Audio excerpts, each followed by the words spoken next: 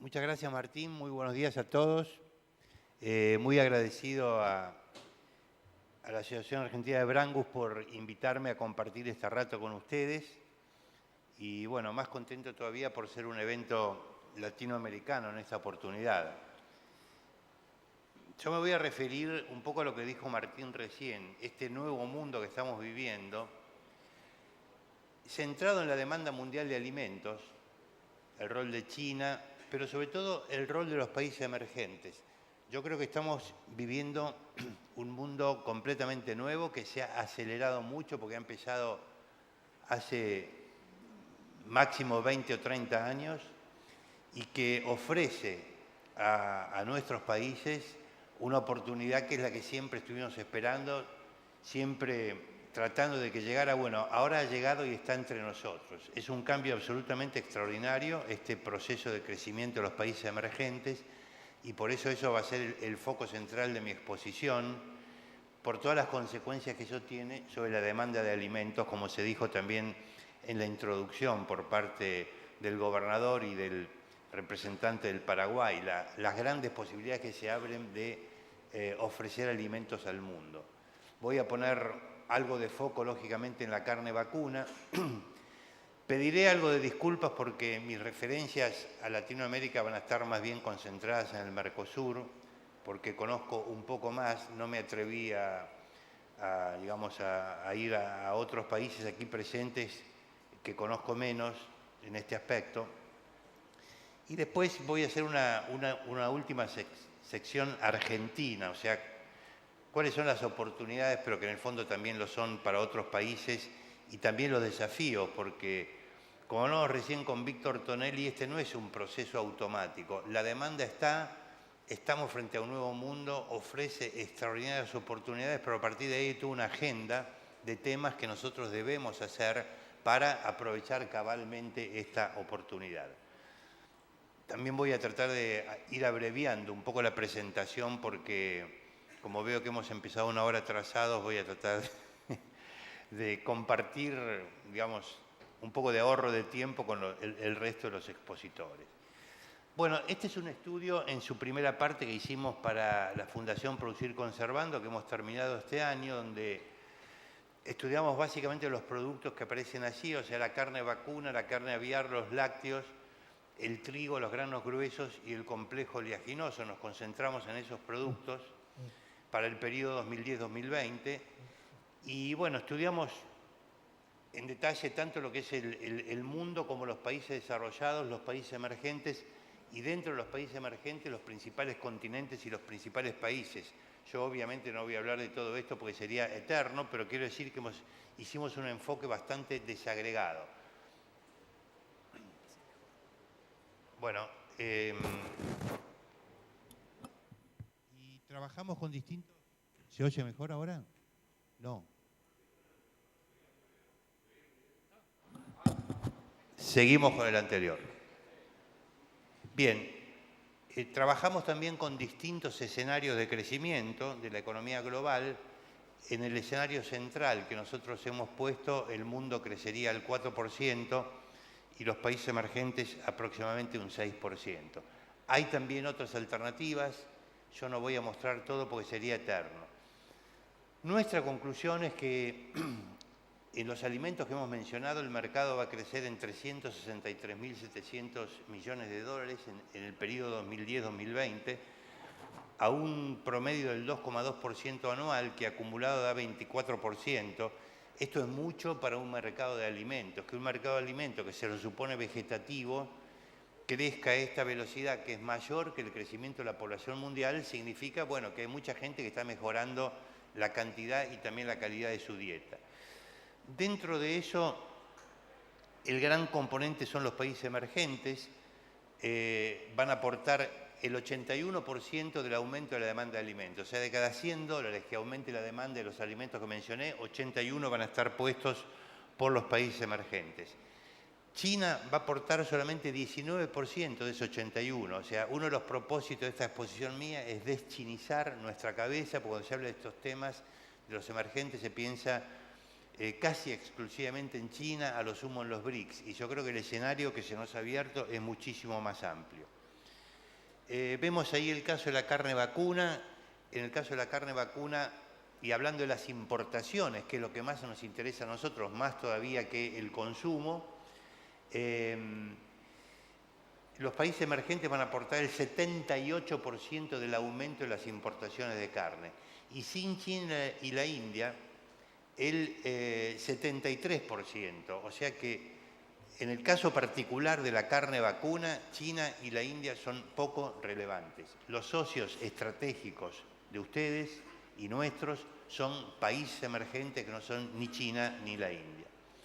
Ahí vemos los perfiles de la evolución como de superávit y déficit alimentario, cómo ha aumentado desde el año 60 el superávit de Norteamérica, pero claramente se ve que el superávit alimentario de Sudamérica es el que ha aumentado de manera casi exponencial en los últimos 40 años, mientras que en el otro extremo, en el flanco derecho del cuadro, vemos el déficit también exponencial de África y de Asia. O sea, está muy clara la cosa.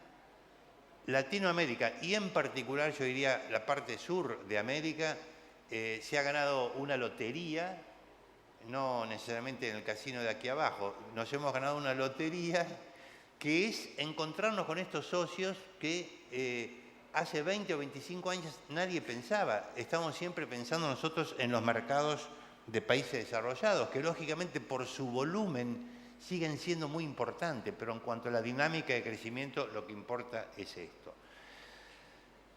2,2 puede parecer mucho, pero quiero hacer referencia a un estudio de McKinsey, mejor dicho, dos estudios, uno en el 2006 y otro en el 2012, donde dice que en China el consumo de alimentos va a crecer al 7% anual. A mí me parece una cifra que es increíble. Ojo, los alimentos de los que se habla acá no son los que estudiamos nosotros, sino el conjunto de alimentos en su fase final, incluyendo los alimentos fuera del hogar, restaurantes, etc. Pero de todas maneras, hablar de un consumo que aumenta al 6-7% nos da la idea de, por un lado, las oportunidades, pero por otro lado, las oportunidades de agregar valor, porque lo que es el básico va a crecer al 2,2%, mientras lo que es el conjunto del valor agregado va a crecer al 6-7% en un continente como China. Fíjense que esto implica un aumento de 442.000 millones de dólares solamente en China, que es mucho mayor que el de las materias básicas que vimos, que eran 363.000 millones de dólares. O sea que acá hay un mensaje bastante claro respecto de la importancia central de la agregación de valor y de el enorme potencial que se abre de los alimentos cuando se les agrega valor. Para ver que nuestro análisis no era tan optimista, acá calculamos la evolución del consumo por habitante del 2010 al 2020. Vemos que China en el 2010 va a tener 54 kilos y va a pasar al 65 en 2020. Ojo, estas son todas las carnes, y la carne principal en China, todos sabemos, la carne porcina. Y los desarrollados van a pasar de 87 a 93, o sea que la relación China-desarrollado se va a mantener. Y quiero decir, no estamos haciendo aquí una proyección demasiado optimista. China va a seguir teniendo un consumo por habitante sustancialmente inferior en el caso de las carnes a los países desarrollados.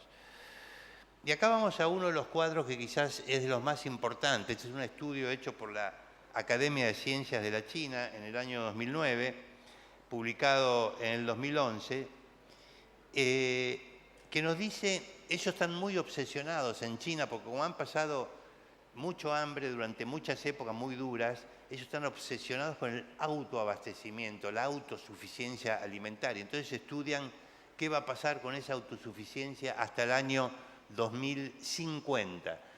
Vemos que en la mayoría de los productos, China va a ser cada vez más dependiente de los mercados globales. El caso más claro es el del maíz, donde de un superávit de 7% respecto del consumo van a pasar a un déficit de 29%. O sea que en el caso del maíz, la dependencia de China va a ser creciente respecto a los mercados internacionales. En el caso de la carne vacuna específicamente, va a ir decreciendo de manera mucho menos espectacular, pero va a ir decreciendo el autoabastecimiento también de China. Este es un lineamiento general que se da también en otros países, pero me pareció importante poner el de China dado este estudio de la Academia de Ciencias. Y acá viene entonces este esfuerzo mío por destinizarnos nuestra cabeza. En el año 2040 en el mundo va a haber aproximadamente 2.000 millones de personas más que en el 2010. O sea, vamos a pasar de 7.000 a 9.000 millones de seres humanos. De esos 2.000 millones de aumento, solamente 73 millones van a estar en los países desarrollados, nada. 422 millones van a estar en China y la India, casi todos en la India, porque en China la población se está estabilizando, o sea, de los 420 a 450 millones van a estar en India. Esto quiere decir que quedan 1.500 millones de seres humanos más que van a vivir en países emergentes que no son ni China ni la India, en Asia, en África y también en América Latina. Ahí están los clientes potenciales del futuro, si ustedes quieren, los nuevos seres humanos. Si continúa la dinámica de reducción de la pobreza, desarrollo de las capas medias de la población, en los países emergentes, en el año 2010 había 920 millones de personas no pobres o de clase media. En el año 2040 se calcula que pueden ser cerca de 5.000 millones de personas. O sea, estamos diciendo que va a haber en menos de 30 años más en el mundo 4.000 millones de personas adicionales que van a ser no pobres o de clases medias. Si este no es el mercado, evidentemente, ¿dónde está el mercado? Bueno, claramente es muy claro a dónde está el mercado. Fíjense, hablamos de 4.000 millones de personas más que van a salir de la pobreza.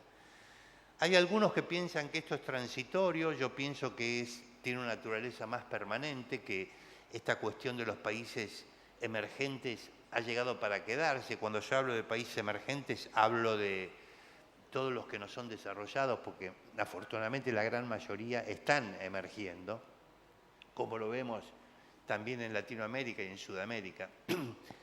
Hay 5 factores que yo creo que van a determinar que esto va a durar, que ha llegado para quedarse. El primero, la gran cantidad de población a las que hemos hecho mención. Ellos tienen un modelo de crecer, sobre todo en Asia, en base a bajos salarios. El segundo exportador mundial de indumentaria, después de China, hoy en día es Bangladesh. Bangladesh es uno de los 20 países más pobres del mundo, tiene un ingreso por habitante que es la 10ª parte de la Argentina, tiene como 300 millones de habitantes y el salario inicial en un obrero de Bangladesh, en las grandes fábricas de indumentaria que se han puesto allí, es $50. Pero esa persona que empieza a trabajar por $50 lo considera un gran progreso porque le significa pasar de no comer todos los días a comer todos los días o de mejorar su dieta. Están pasando, por eso digo, como se decía también Martín en la introducción, cosas absolutamente impensables hasta hace poco tiempo en el mundo. En segundo lugar, y acá está la mención a la tecnología que se hizo también, por primera vez en la historia, desde la Revolución Industrial, los commodities se valorizan respecto de la tecnología, mucho más por el abaratamiento de la tecnología que por la mejora de los commodities.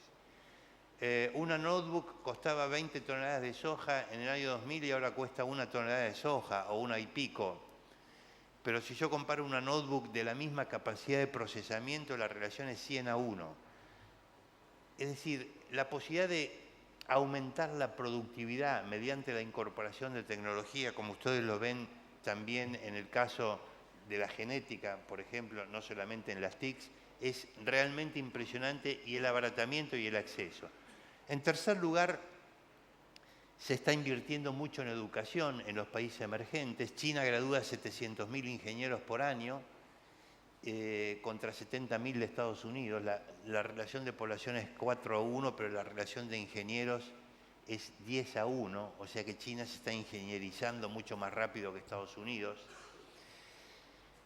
Como dije antes, se está incorporando al consumo el 70% de la población mundial. Y por último, las políticas económicas de los países emergentes son mucho más sensatas que en el pasado. Entonces, en síntesis, lo que yo quiero decir que por todos estos factores existen altas probabilidades de que este proceso de crecimiento sostenido de los emergentes va a durar bastante tiempo, y esta es la clave del futuro de las posibilidades de expansión de los sectores agroalimentarios en países como los que están aquí representados. El crecimiento de los países emergentes es la variable fundamental para la evolución de este negocio. Bueno, vamos entonces a la proyección del consumo y la sensibilidad en los distintos escenarios. Esta transparencia no es la mejor que les puedo mostrar, pero bueno, uno tiene que decir la verdad. Después la voy a compensar con otras, porque si uno ve la tabla de posiciones de los productos que estudiamos, la carne vacuna aparece al final con un crecimiento anual estimado del 1,4%, mientras que la carne aviar está en el otro extremo de la tabla con un crecimiento del 3%, el complejo oleaginoso muy buena demanda, los lácteos luego y bueno, el trigo y los granos gruesos un poco menos. En el caso de los granos gruesos, el menor crecimiento respecto a las décadas anteriores se estima que vendrá del hecho del menor desarrollo del etanol. Bueno, este panorama nosotros, como dije, lo podemos matizar viendo con un poco más de foco la cuestión de la carne vacuna.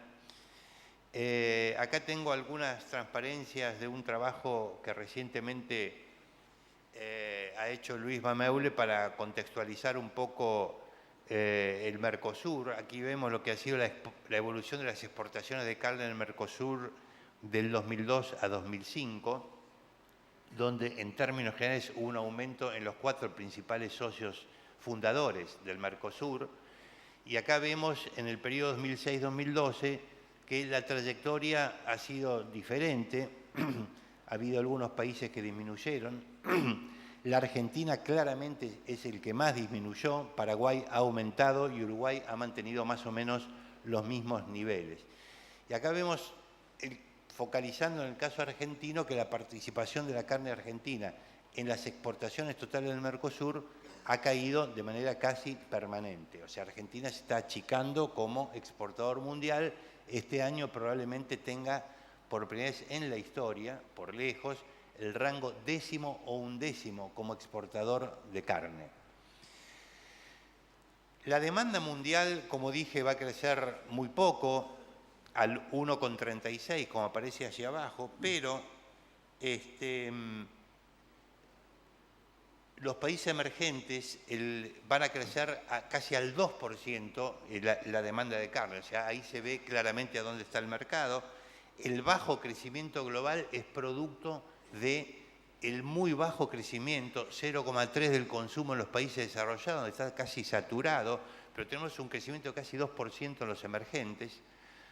El 88% del aumento del consumo 2006-2020 viene de los países emergentes, de carne vacuna. Carne aviar, como dije, crece un poco más. Y bueno, como he estado diciendo, la clave es el crecimiento de los emergentes. Si las actuales tendencias se mantienen, entre el 15 y el 20% del aumento del consumo mundial de proteínas del aumento va a venir de la carne vacuna, o sea, el mercado sigue estando ahí. Y focalizando un poquito en la Argentina, pero viendo también lo que es el mercado, uno dice 1,4% el crecimiento del mercado total, 1,9% en los emergentes, bueno, pero eso en el periodo 2010-2020 son 7,8 millones de toneladas, que es una cantidad enorme respecto de lo que es, por ejemplo, la producción de todo el Mercosur. Es algo así como cerca del doble de lo que puede estar esa producción, esa exportación, mejor dicho. En el caso particular de la Argentina, según las proyecciones, nosotros aportaríamos nada más que 1,3% del aumento total del consumo y 5,6% del aumento de las importaciones, o sea, bastante poco. Esto no quiere decir que fatalmente vaya a ser así. Acá hay varias exposiciones que van a plantear cuál es la agenda que tiene por delante la Argentina, que tienen por delante otros países para mejorar este desempeño. Esto es lo que ocurriría si no se modifican algunas de las políticas que están actualmente aplicando. Saliendo por un momento de la carne y yendo al consumo global de alimentos, a la demanda global, sintetizando, podemos decir que el tamaño del mercado va a seguir creciendo, que estamos en presencia de una tendencia larga, no meramente de un ciclo. Las causas ya las hemos dicho: crecimiento de los emergentes, urbanización, mejora primero cuantitativa, luego también cualitativa de la dieta. Hemos dicho que la influencia de China y la India es limitada, y al respecto voy a dar una cifra más, que es la que está acá abajo a la derecha. Hablando del aumento de las importaciones, que es lo que importa a nosotros mucho más que el consumo. El consumo nos puede interesar sobre todo por razones humanitarias. Está ocurriendo fenómenos en el mundo que son, yo diría, conmovedores, como es el progreso de África. África es un continente que hay que ponerse en la cabeza, primero porque va a competir con nosotros en algunos rubros, pero también como mercado. África en el siglo XXI está creciendo más que América Latina, y bueno, es una realidad muy promisoria, porque en África viven el 70% de las personas que tienen un ingreso máximo de $1 por día. O sea que África es una parte central de esta revolución, y África está empezando a progresar, y eso hay que tenerlo muy en cuenta. Bueno, repito, de cada $100 que van a aumentar las importaciones mundiales de alimentos, $75 van a venir de los países emergentes, que no son ni China ni la India. 75 de cada $100 de aumento de las importaciones globales de alimentos. ¿Cuánto va a durar la tendencia?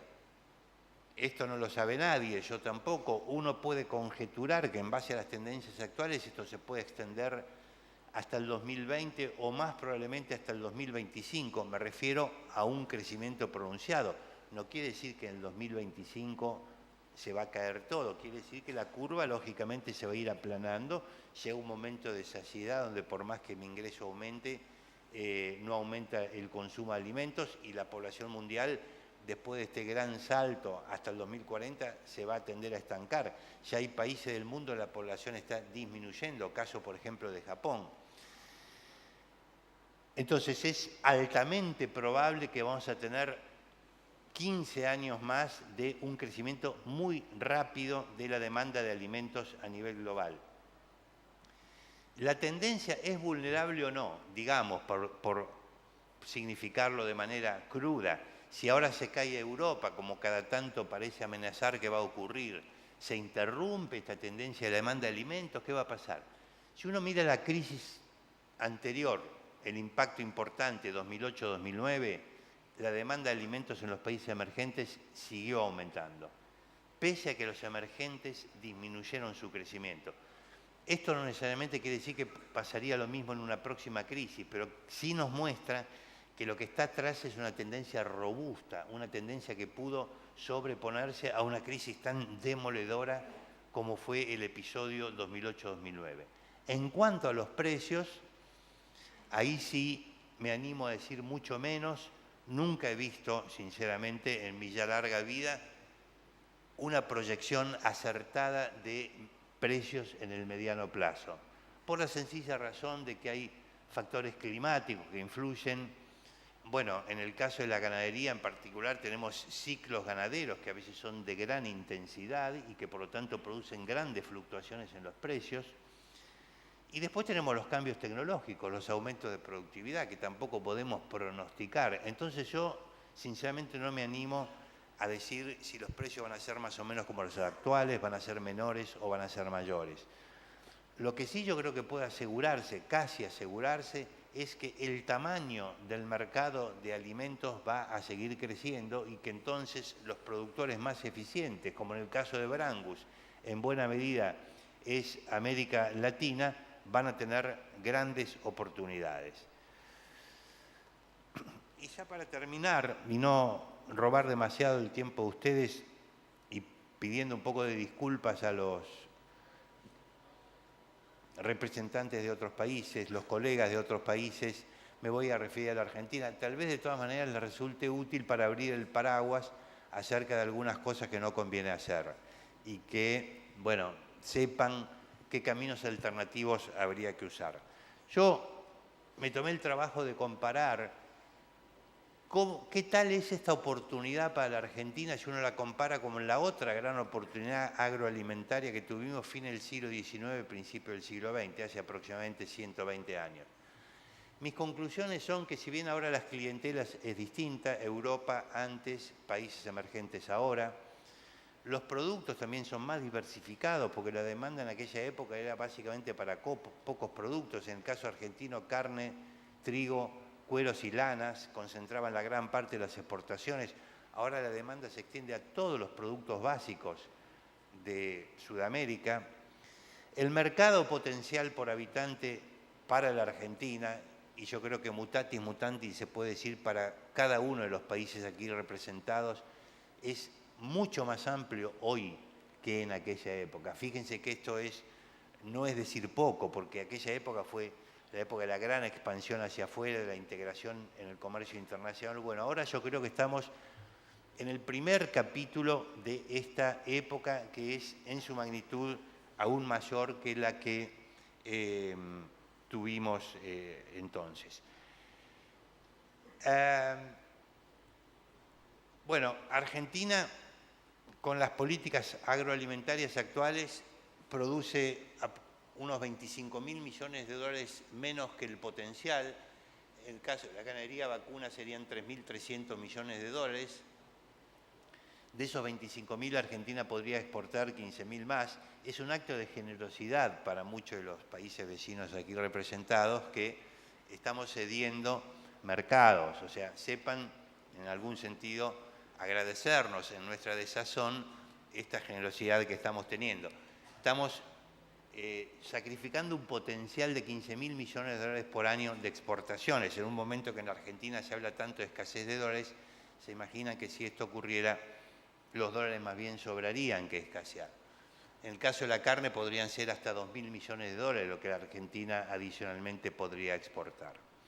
O sea que estamos frente a una realidad muy lejana del potencial en el caso de la Argentina. Yo creo que por lo menos los países del Mercosur, que es lo que yo más conozco, están mucho más cerca de aprovechar el potencial que ofrece esta oportunidad.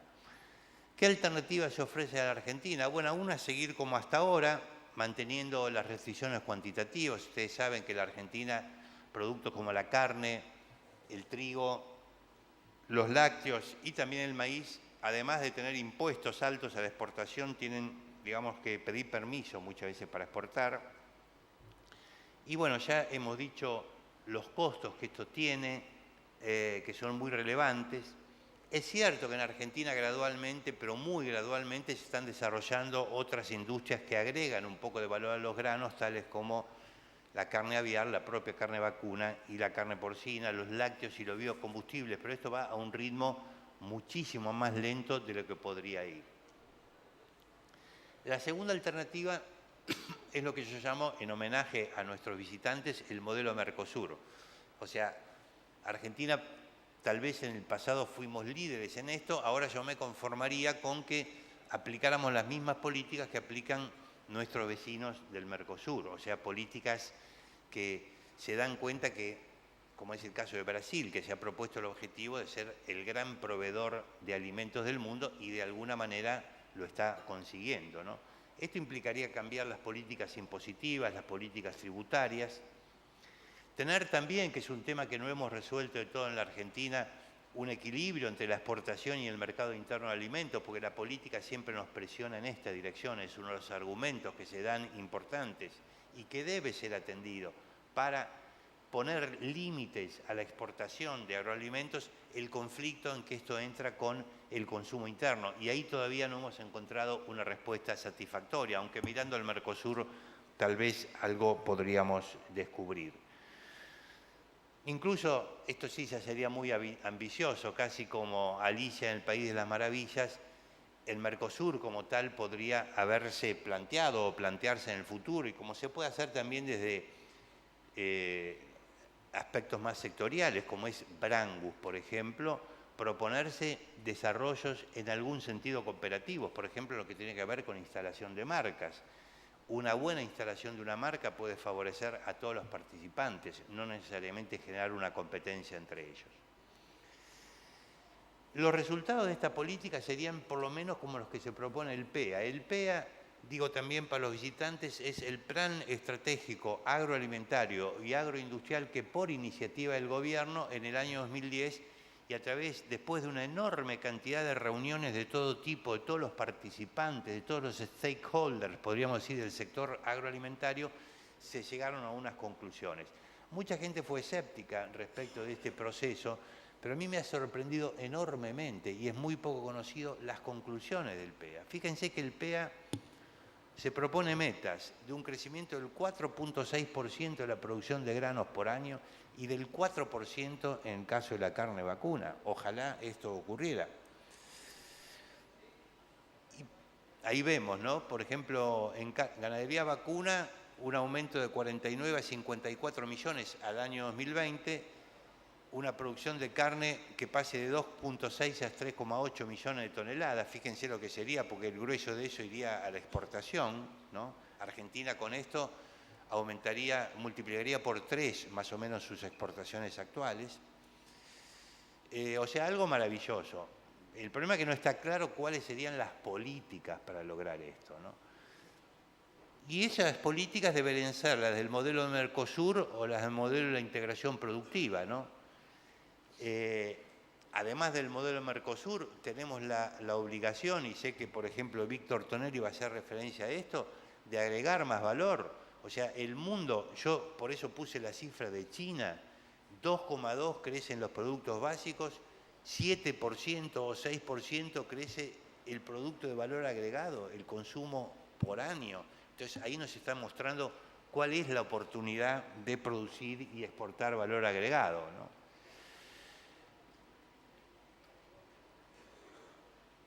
El problema es, o el desafío grande es que esta alternativa es la que más necesita de políticas cualitativas de largo plazo, porque requiere más inversión, requiere arriesgar más capital.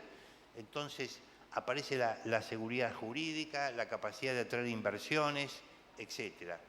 El desafío es mucho mayor, es una política de más calidad inclusive de la que están haciendo, dicho con todo respeto, nuestro socio del Mercosur. Es ir por más, es apoyarse en la plataforma de lo realizado para dar un salto adicional.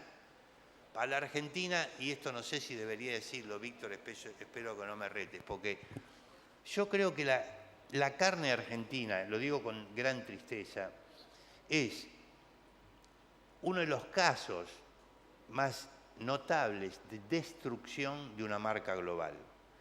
Argentina fue una de las primeras marcas globales agroalimentarias. La carne argentina, desde fines del siglo XIX, era un emblema global. No importaba si era de Swift o de Armour o de cuál frigorífico, era la carne argentina, punto. Si comparamos eso con la realidad de hoy, evidentemente nos encontramos con la magnitud del desafío que tenemos por delante, que es reconstruir todo eso. Esa reconstrucción es absolutamente posible, todo depende de lo que hagamos nosotros, no solo el gobierno, sino también ustedes los empresarios, los sectores políticos, etc. Y para terminar, no voy a usar los 5 minutos, Martín, esto es lo último que voy a decir, lo que más me sorprendió a mí del PEA, pero que puede servir también para la reflexión de todas estas banderas hermanas que tenemos sobre la mesa. ¿Qué dice finalmente este plan estratégico que hizo la Argentina? Dice algo tan sencillo como esto. Con plan estratégico agroalimentario, la Argentina puede crecer al 7,2% anual. Sin plan estratégico alimentario, la Argentina crece al 4,8%. O sea, una buena política agroalimentaria, se reconoce desde el gobierno, significa aumentar en un 50% la tasa de crecimiento anual del Producto Bruto Interno, llevarla de 4,8 a 7,2. Yo creo que ese es el principal mensaje positivo que yo les puedo dar también para que los hermanos representantes de otros países hagan lobby ante sus gobiernos si es que hiciera falta. Esto está reconocido oficialmente. Por supuesto que no están detalladas cuáles son las políticas que permitirían lograr esto, pero es un reconocimiento que yo creo que pocas veces ha ocurrido, inclusive diría en nuestra región, donde en el pasado tendían a predominar ideas de que